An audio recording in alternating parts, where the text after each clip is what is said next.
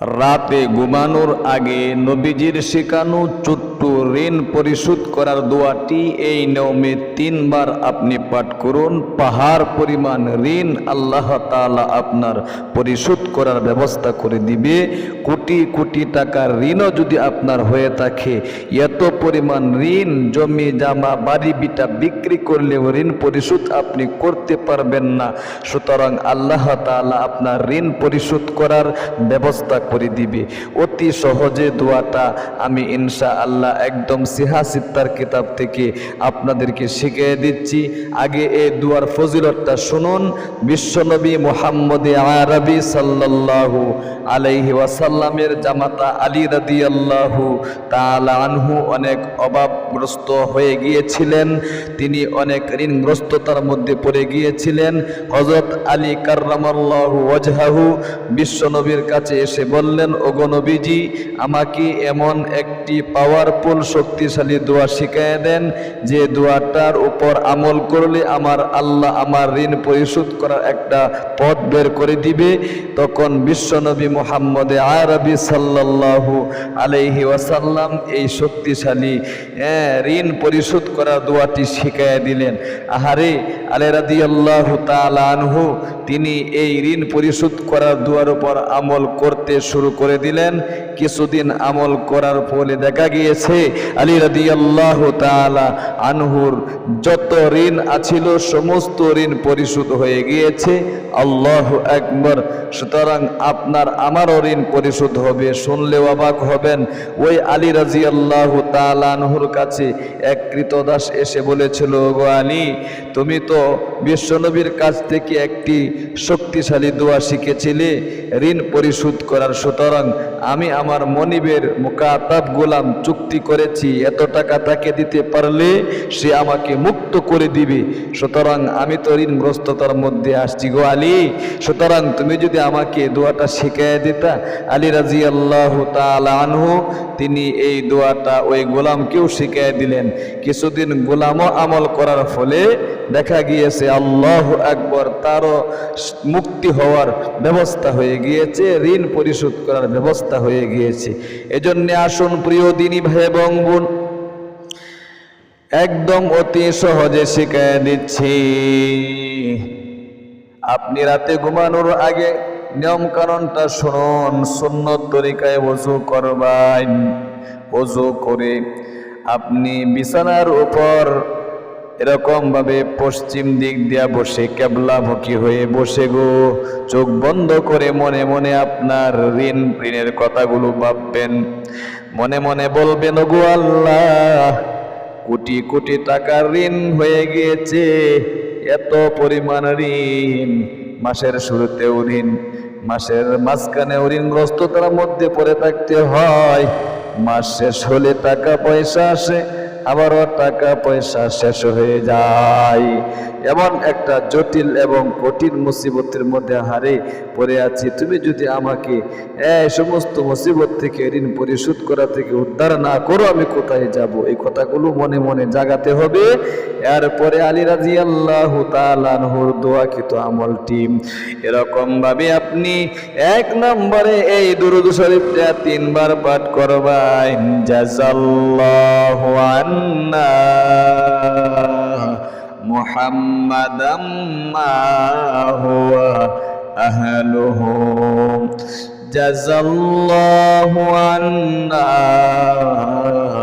মুহাম্মাদাম মা হুয়া আহলুহু, জাযাল্লাহু আন্না মুহাম্মাদাম মা হুয়া আহলুহু, জাযাল্লাহু আন্না মুহাম্মাদাম মা হুয়া আহলুহু। 3 বার পাঠ করলেই হবে। এরপরে নবী করিম সাল্লাল্লাহু আলাইহি ওয়াসাল্লামের শিখানো ইস্তেগফারটি 1 বার পাঠ করবেন জীবনের যৌবনের গুনাহগুলো মাফ হওয়ার জন্য। আস্তাগফিরুল্লাহাল্লাযী লা ইলাহা ইল্লা হুয়াল হাইয়ুল কাইয়ুম ওয়া আতুবু ইলাইহি। এরপরে নবী করিম সাল্লাল্লাহু আলাইহি সাল্লামের শেখানো আলী রাদিয়াল্লাহু তাআলা আনহুকে যে ঋণ পরিশোধ করা দোয়াটি, এই দোয়াটিও আপনি 3 বার পাঠ করবেন। বেশি পাঠ করলে সমস্যা নেই, কমসে কম 3 বার পাঠ করেন। আল্লাহ বলেন, বলতে হবে, সহিহ শুদ্ধ উচ্চারণটা শিখুন। আল্লাহুম্মা কফিনি বিহালালিকা আন হারামিকা ওয়া আগনিনি বিফাদলিকা আম্মান সিওয়াক। আল্লাহুম্মা কফিনি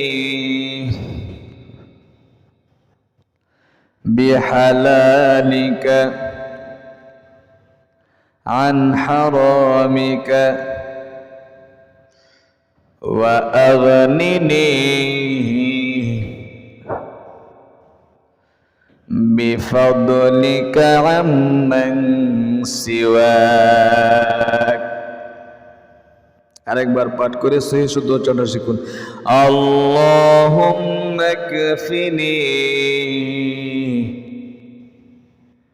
বিহালালিকা আন হারামিকা ওয়া আগনিনি বিফাদলিকা আম্মান সিওয়াক। শেষ আরেকবার। আল্লাহুম্মা কফিনি বিহালালিকা আন হারামিকা ওয়া আগনিনি বিফাদলিকা আম্মান সিওয়াক। এরপরে আপনি নবী করিম সাল্লাল্লাহু আলাইহি ওয়াসাল্লামের শেখানো ইসমুল আজমের দোয়াটিও 3 বার পাঠ করবেন। পাঠ করে ঘুমাবেন এরকম ভাবে। আল্লাহুম্মা ইন্নী আসআলুকা বিআন্না লাকাল হামদ লা ইলাহা ইল্লা আনতাল মান্নান বাদিউস সামাওয়াতি ওয়াল আরদ ইয়া যাল জালালি ওয়াল ইকরাম।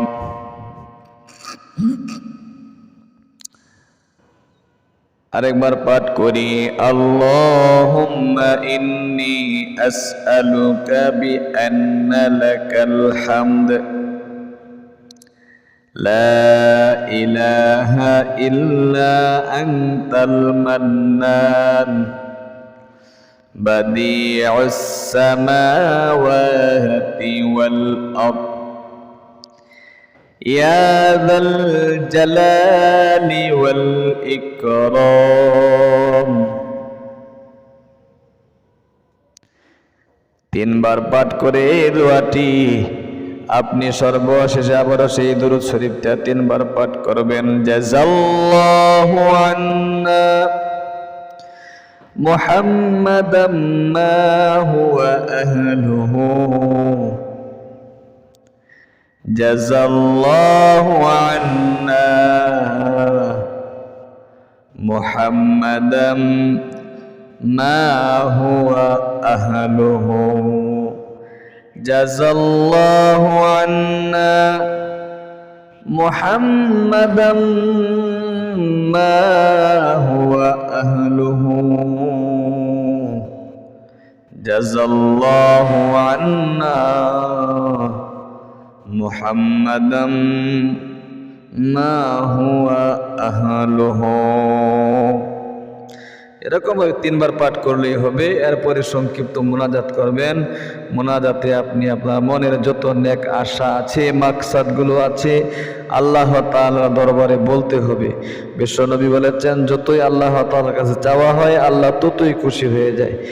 আপনি ইনশাল্লাহ আমলটা নিজেও করুন, আর একজন ভাই বোনকে একটা শেয়ারের মাধ্যমে আমলটা করার সুযোগ করে দিন।